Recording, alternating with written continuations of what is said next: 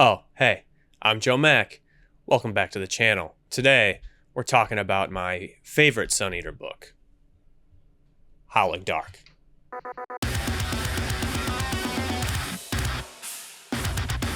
Howling Dark by Christopher Ruocchio is book 2 in the Sun Eater saga. And for me, and I think many others, it is the book that set the stage for the rest of the series. Book 1 was good. I very much enjoyed Empire of Silence, especially and even more so during my reread. There was a lot of things that I came to appreciate a lot more that I didn't my first time through. Howling Dark, I fell in love all over again. So let's get into it. I believe in an earlier video I promised to go over my rating right away, and I'm a little bit into recording the video right now without having done so. So I'm going to tell you what it is and put this in front of a lot of the other stuff that I said so that you, if you're coming by to get no information, to be as in the Howling Dark as possible. This is a 10 out of 10. This is my favorite Sun Eater book. 10 out of 10. Perfect. Perfection. You know, you could say that this entire book is... This is cinema! Howling Dark does something interesting with the beginning of the book, and it's definitely a deliberate choice, and I think that the choice is to illustrate that Hadrian Marlowe, who is writing the story, is only including stories that he feels we truly need to know and that are truly important for reaching the destination of Gododin and him blowing up their son. What I'm referring to is that in the beginning of this book that there's a time jump. And if you had taken any time off between book 1 and book 2, you could feel like maybe there was some things that you're forgetting. Hadrian and therefore Christopher make some choices to refer to events quite frequently in maybe like the beginning third of this book that we aren't told about. And that is an event that takes place on Pharos. And during that event, there is a lot of character growth. There are relationships that are built. And the reference to it really gives the reader a sense of FOMO. However, I think it's worth noting that this event that takes place ultimately throughout the series is not as vital for the reader to know the details, but it's also a human-on-human conflict. And most of what Hadrian has felt important to divulge to us as the reader are human on Cielcin conflicts, or human on extrasolarian conflicts. So I think that that is one of the reasons why it is skipped over. I think it's also used to illustrate that one of the medium rare sci-fi portions of this book is that these locations are far away. And thusly, in order to travel to them through warp, you have to go into fugue. You have to freeze yourself in order to survive long enough to get to these places. So you learn, and this is not spoiler stuff, this is not important, so I'm going to just say it. 12 waking years have passed, but 50 total years have passed since we have left Dimesh in travel to find the planet of Vorgosos, as we were told by Uvenari at his death at the end of Empire of Silence. So what has happened is Hadrian, Basanderlin, Batavia Corvo, Genon have created a false federati. Well, I mean, in the sense of Corvo, it's real, but they have created themselves as mercenary group known as the Red Company. And through this mission that we don't hear about, they pick up the Norman group led by Batavia Corvo. And you get thrown into that, being introduced to new characters, and that Hadrian has a relationship with Genon, which I think that in today's day and age of storytelling, there's a lot of hand-holding, and it's definitely jarring for people to not get all the details that they want when finding out about a new relationship, especially with the way that Empire of Silence was going and learning about the way that Hadrian felt about Volca, or the feelings that were beginning to emerge in their companionship. So I think that that's also a little bit of like a soft twist or a soft curveball is when you are listening to Hadrian talk about his love interest in the beginning of this book. I think we're made to expect that it's Valka, and it's like a small little gotcha moment. So enough about how the beginning of this book is a little bit jarring. I don't want to waste too much time on that because it's not important, and it is the minority section of this book. I think that the last thing I'll say is it's going to be divisive on whether you enjoy it or don't enjoy the way that that time jump occurs. I'm focusing mostly on if you do find it to be jarring to let you know that like it's going to be okay. You know, it's just the beginning third or quarter of this book, and a lot of people, especially if you do read sci-fi, you are going to enjoy it. I don't think it's going to be a problem for you at all. I don't want to start this video making it seem like you're suffering through the beginning of this book to get to the rest of it, because the book's fantastic and I loved it. Let's get into the nitty gritty here. Howling Dark, the thing that it does the best is take those tiny crumbs that were planted in Empire of Silence and just build mountains out of them. I'm talking lore drops and not even world building, but universe expanding when it comes to the Extrasolarians, the Cielcin, and the human relationships that we have with both of those other factions. Watching Christopher and therefore Hadrian write this story in a way to show the reader that the Sullan Empire and the people who live within it are raised in a way to fear thinking machines, and the perversion of the flesh with any sort of metal, machinery, computers, what have you. And when the cast comes across anybody or anything that has done so, and watching their reactions to that is very telling. And I think that it is a way to show the reader just how serious this is. It's not just the Chantry trying to control everybody, but this is something that a lot of people believe in their core. And you see Hadrian's reaction to this and the way that he struggles with it. And he is afraid of, he's afraid of the way that some of these beings have changed themselves, but then continues to always justify and to reassure the reader that is not the way that he thinks about Valka and her implants. Going on, this book has my favorite location in the series. It has my favorite antagonist in the series. Still to this day, it has my favorite antagonist sidekick. This book made me fall in love with Sun Eater, as I believe I've already said, and rereading it made me fall in love all over again. I'm repeating myself, but it's true. It really kicks off that space opera feel, and if that's something that you are reading this for the epic scope sci-fi, sci-fantasy, space opera tale, this book is the book that delivers. I think the character work in Howling Dark is done just as well as in Empire of Silence, and I think more so because we are experiencing events that are more important and where the stakes are higher for Hadrian and for the other characters.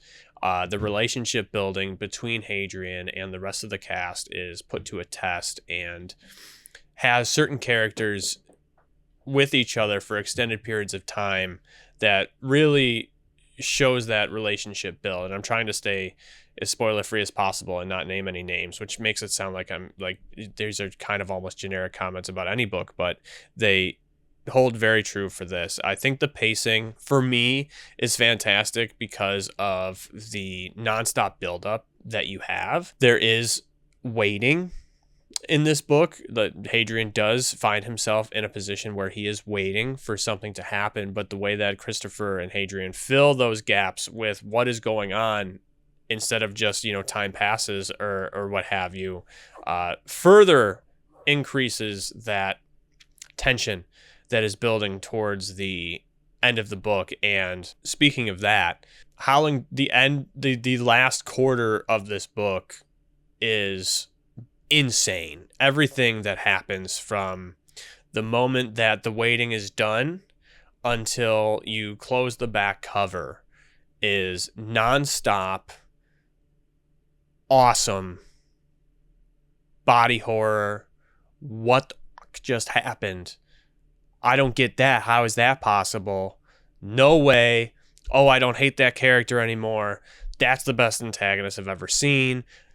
Like, it's just one after another of just like one-liners going through your head. Not like one-liners in the book, but just making comments to yourself this whole time. Like, goddamn.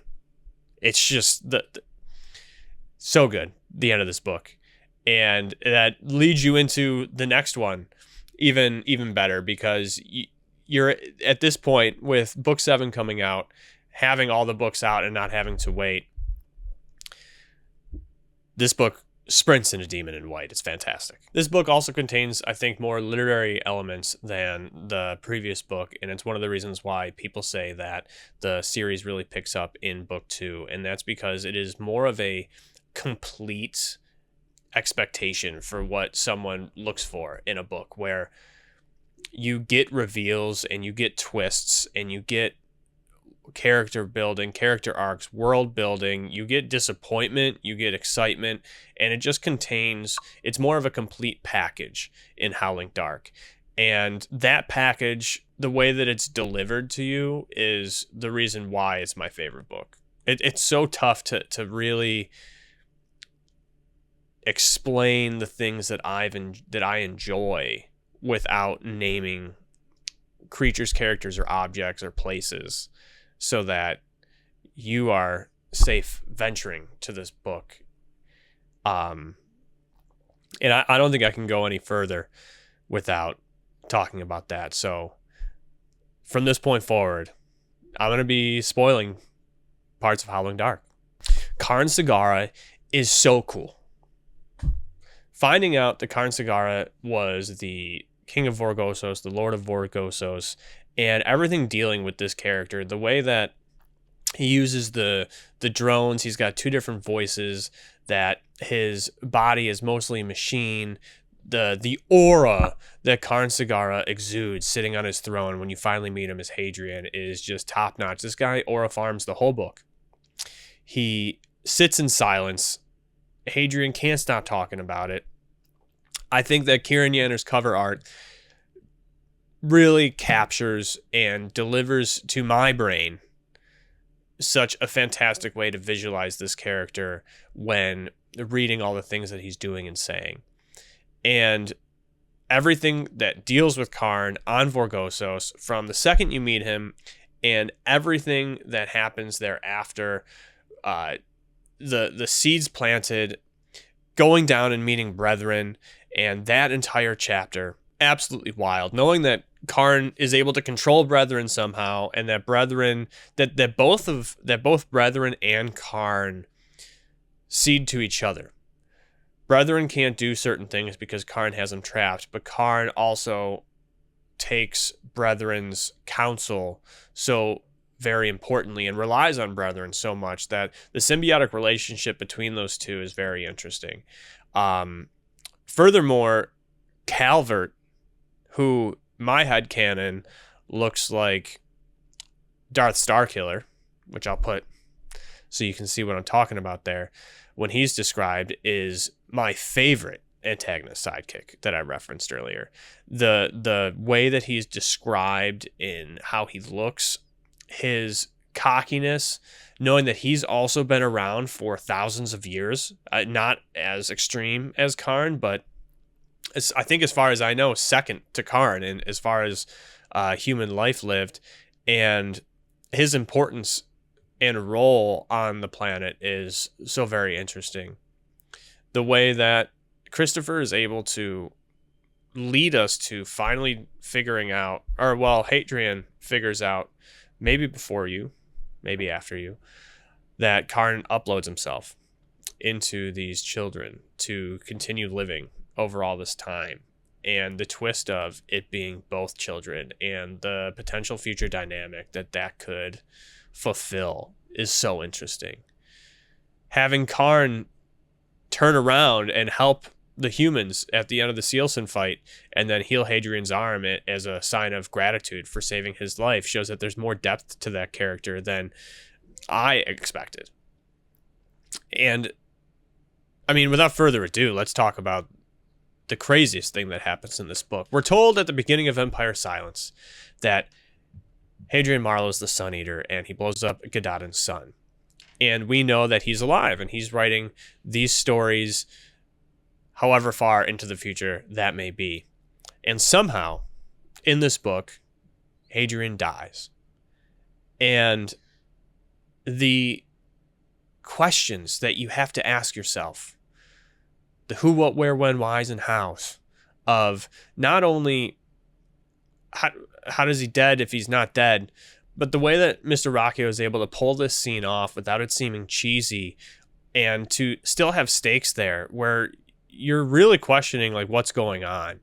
And the Deus Ex Machina of bringing Hadrian back and the way that the Quiet intervenes leaves you with so many questions still from that point forward. The swapping of arms that were cut off, which seemed like an extra piece going on instead of just restoring his head. The fact that it wasn't just rewritten, but that everyone saw this happen, that two arms existed, two swords existed. Where, like, what happened to his left arm? Where'd that go? You know, there's a lot of stuff that it feeds into the reader to keep that curiosity and to make it a real stakes situation. And it's not just, you know, I can't even think of it, but it's not like a cheap trick. It's done so beautifully, and then to build on it, to use it as such an important point that other characters see. It changes how Basander Lin looks at Hadrian. It changes their relationship completely. And the way that he then goes to which, so note, I don't want to spoil any future books, but the way that scene is used in political machinations and in the mythos around Hadrian from this book forward is so central to the things that happen to Hadrian and almost immediately after they leave. And it's not ignored and it's not able to be hidden. And it's such a vital point in the story, which further goes to show that it wasn't just a cheap trick or a little twist gotcha moment from Christopher to the reader. It was very important and it's vital to the story. How many times can I say vital to the story? Just absolutely wonderful writing in this book. Howling Dark, 10 out of 10. My favorite Sun Eater book. A lot of people think that Demon in White is the best Sun Eater book because of the pacing and action scenes contained within it. A lot of people's new favorite book is Disquiet Gods.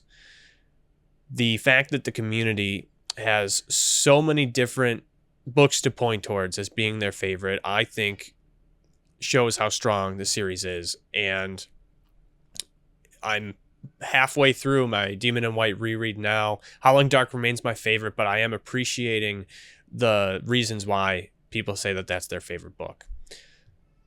With that being said, are you reading Sun Eater? Because you should be. The final book comes out in November. To be able to say that the series is going to be a complete series is something in the fantasy, the epic fantasy, epic sci-fi world that is important for people to know that they're not going to be left on a cliffhanger. Are you reading it? When are you going to start? Which Sun Eater book's your favorite? Get in those comments. Love you. Bye. Karn Sagara, my absolute favorite, as I said, and I'm rambling and going in circles, so let's stop recording.